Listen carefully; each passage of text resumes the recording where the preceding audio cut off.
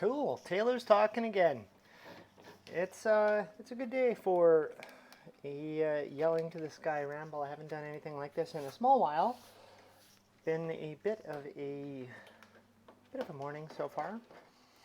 Today, the reason why I am yelling to the sky is, it is because today, being May 17th, is the International Day Against Homophobia, Transphobia and Biphobia. I really hope that the lawnmower in the background can't be heard. I hear it, and I don't want to run the air conditioner, so I have to pick the lesser of two evils. So hopefully that doesn't go for much longer than it needs to. So anyway, though,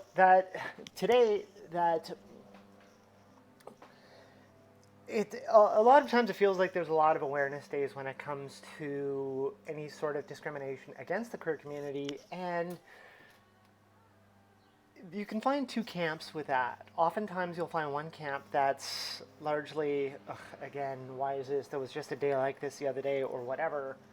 And then the other camp's like, yeah, we need all these fucking days because discrimination continues to happen. I'm actually going to be following up with this with an email shortly, and to a lot of the same people that I've been advocating with, and to for the same thing, where a day, like, to steal right off the website, on May 17th, may17.org, right, if you want to take a look at the website in itself, but it phrases itself really well. International Day Against Homophobia, Transphobia and Biphobia was created in 2004 to draw the attention to the violence and discrimination experienced by lesbian, gay, bisexual, transgender, and intersex people, and all other people with diverse sexual orientations, gender identities or expressions, and sex characteristics. Go down just a little further, the day represents a major global annual landmark to draw the attention to decision makers, the media, the public, corporations, opinion leaders, local authorities, and etc. to the alarming situation faced by people with diverse sexual orientation, gender identities, or expressions and sex characteristics. You notice the group of people that this day is targeting in terms of awareness. I've said this for so many times already. As a trans person, if I continue to advocate for trans rights, and as a trans person I get more trans individuals to campaign with me, not to say that it's not appreciated, when that message is sent and spread by more people of my ilk, and going to people who've already tuned me out because they've already made a decision that I don't care about what Taylor has to say because Taylor's trans and what she thinks doesn't matter. So there could be 1 billion Taylors, and all it means is that 1 billion of them get dismissed at once. So when it comes to reaching out to all these organizations, as I mentioned, decision makers, media, public, corporations, opinion leaders, local authorities, blah, blah, blah, one of the biggest means of success is when that's actually a message spread by allies. By people who don't fall in line with any sort of sexual or gender diversity, otherwise known as heteronormative, cisnormative, right? That we need those people who are also sympathetic to the reasoning, to speak up with us. So that when those messages get said to authorities, social services, blah, blah, blah, that it comes from a place that's privileged. And so when somebody from a place of privilege manages to say to an influential platform, hey, this is an important thing to pay attention to and it's right to act on that, the potential of scope is enormous compared to a marginalized group essentially saying, hey, please pay attention to me because I'm tired of getting the shit kicked out of me. So a day like today is a day worth advocating, and I'm going to reach out and I'm going to send a message again, and hopefully more people grasp onto the fact I'm not just saying, hey, I'm a trans person looking for trans rights. It's the same message I've said time and time again. I'm a trans person looking to have my voice and my situation amplified by people who have the privilege to help. I want to underline again something I've said who knows how many times. When I came out on my 39th birthday, and my 40th birthday is 3 weeks away. I told myself way back when I wasn't even going to imagine coming out until my 40th birthday because I would have imagined the world would have been a bit of a nicer place. It sure as shit hasn't. But when I came out, up to and including the time that I came out, aside from struggling with my own mental health, what everybody knew of me on the morning of my birthday, even if they were none the wiser, they would have known Brad, a 39-year-old, white, athletic, Canadian, privileged male, top of the goddamn food chain. And when I came out to allow myself to be real, finally, the amount of privilege that I lost, for what reason?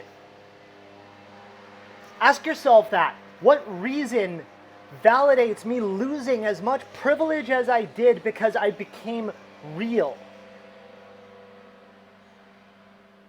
I'm not asking us to change the world overnight, but I'm looking at every single person who's watching this, listening to this, hearing me, and understanding that if you carry privilege, use it, and use it for good. Use it for an opportunity so that your peers beside you have an opportunity to be their authentic selves safely.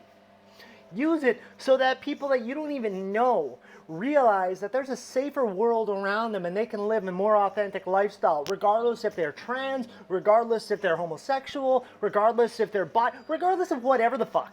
It doesn't matter, but to allow them a safe space to be their authentic selves. And the biggest difference between the two is thoughts and prayers versus action. Thoughts and prayers, respectfully, are jack shit.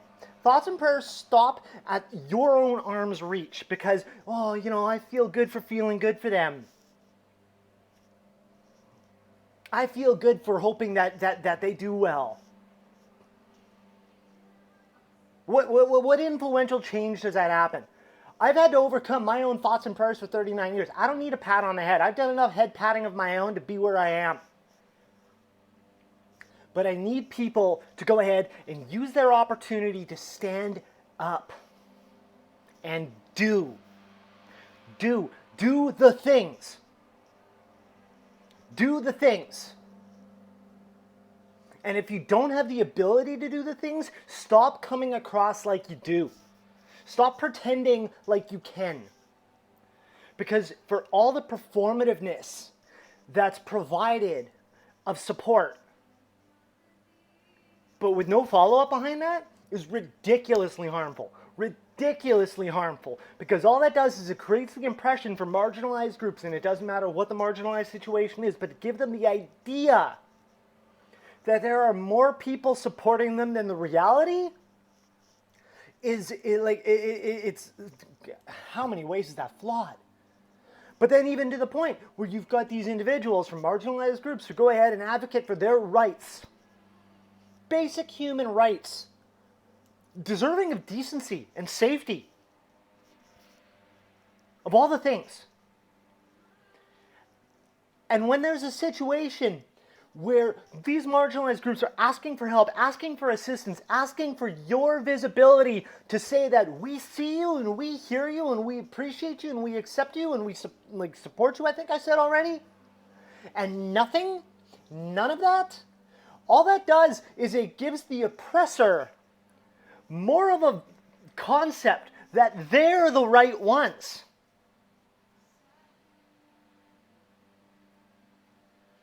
When it comes to discrimination, it's just,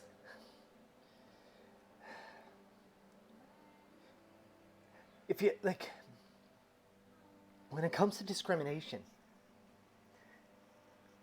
there's no such thing as, oh, if I'm not part of the problem, I'm part of the solution. That's not how it works.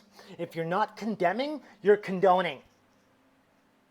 If you are not using your privilege and your understanding that discrimination is wrong to denounce it at every meaningful opportunity and just hoping that the harm caused isn't as impactful on the victim as it is to you, and you're just hoping that they have that same fortitude that you do because you have no concept what they're experiencing because you're not part of the same demographic, if you're not condemning discrimination, you are giving it a hall pass. You are giving it a safe space. You are encouraging it. You are giving it the momentum to say, go ahead, I've got nothing to say. There's clearly not a problem. Have at her. And that's why all these days continue to happen. Visibility days, awareness days, fight against everything that's terrible against humanity days, over and over and over and over. And yeah, sure, it's tiring and draining. And guess what? It'll be done being draining when people stop allowing this shit to happen. It's pretty straightforward.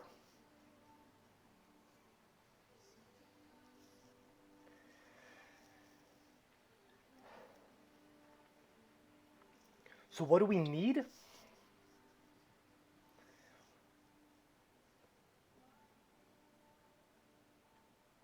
As an advocate, I'm doing this 24/7. And I have no choice. I have no choice. Because even if I wasn't an advocate like I am, I would still be on the receiving end of discrimination 24/7. Compared to a large majority of you who are going to watch this video, while everyone is likely subject to some form of challenge, obstacle, whatever, I run a risk of being on the receiving end of a violent assault up to and including murder for existing. For existing. Because I exist, there are people out there willing to go through the steps to stop me from existing.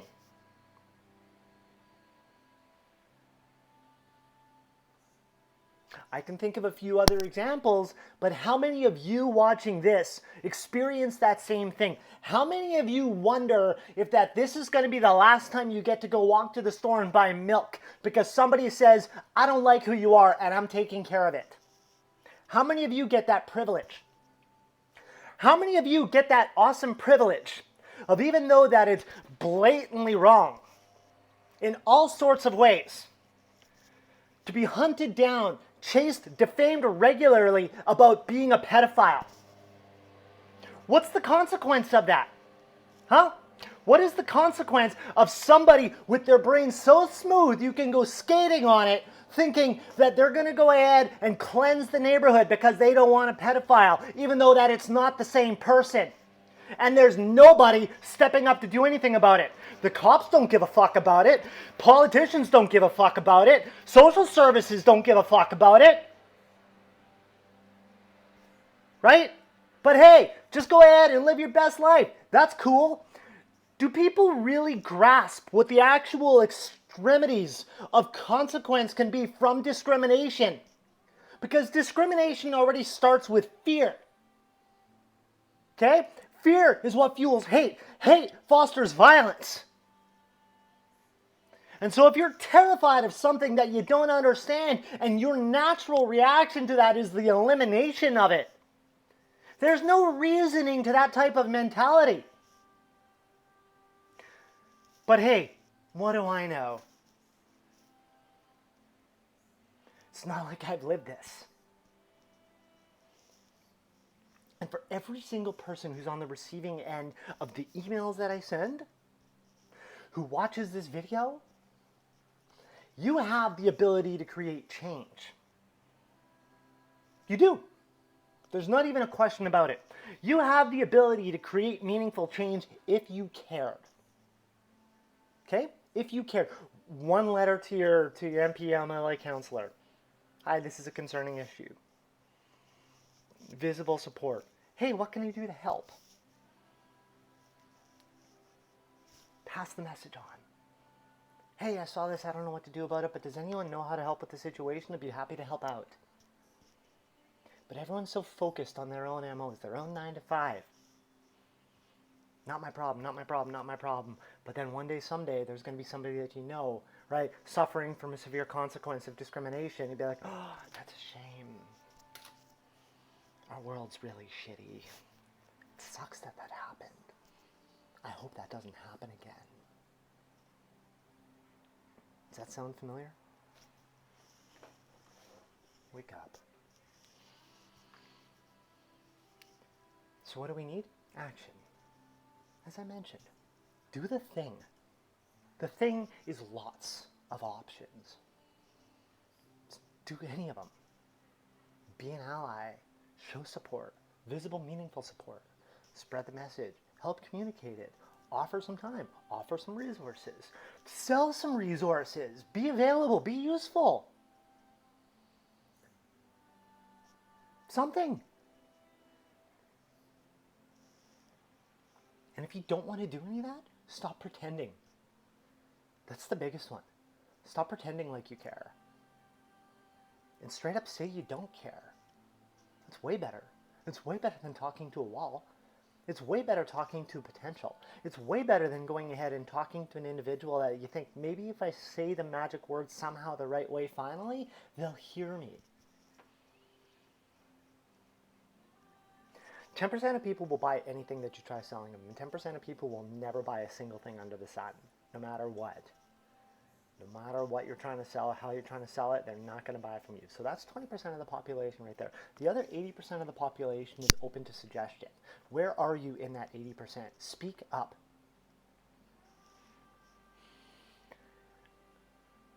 When it comes to further action, I have a grassroots group starting up. I shouldn't say starting up, it's been active, right? And we're mobilizing, which is great. We're enhancing our social media presence.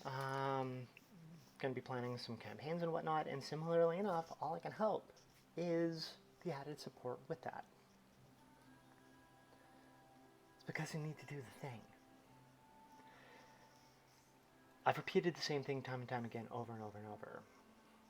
I don't want to get long and deep into the enablement of, transphobic discrimination, in our city because of Energy 106 FM. I don't want to get deep into that because I've done it before. I don't want to get into how Tyler Carr FM or Tyler Carr, or his handle Tyler Carr FM, right? But how Tyler Carr was more than happy to gloat of how Energy offered safety for protesters against the decision to hire a transphobic radio host on a radio station that they promoted to be the Winnipeg's strongest LGBTQ plus media allies. And promoted and gloated that they offered safety and security for people protesting against that.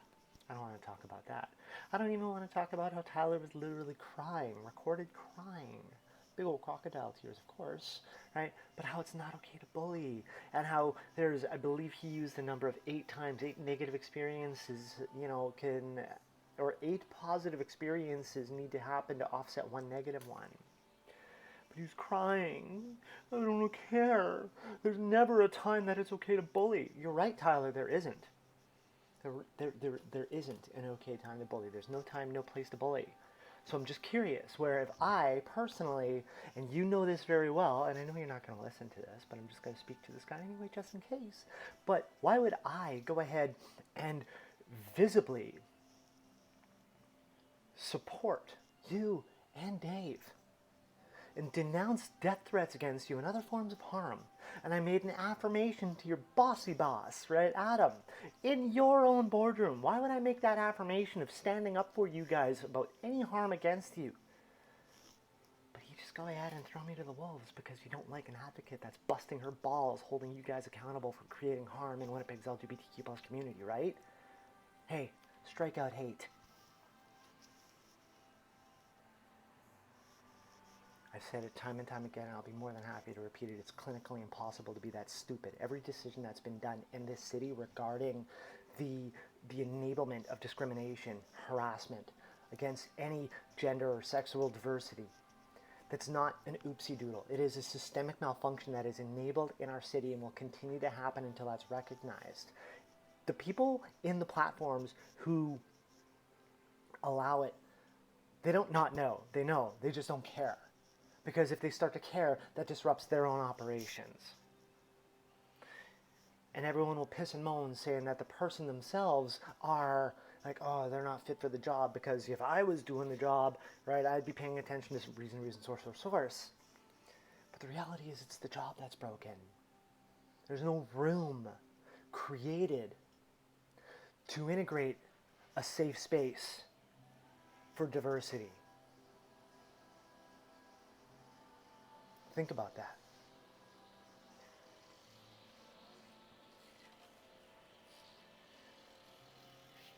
I'm trying to think if there's anything else to really go off. I could. but you all have heard me speak. I'm salty today, and it's frustrating, because this is going to continue to be an International Day until people who aren't on the receiving end of these issues start talking about it.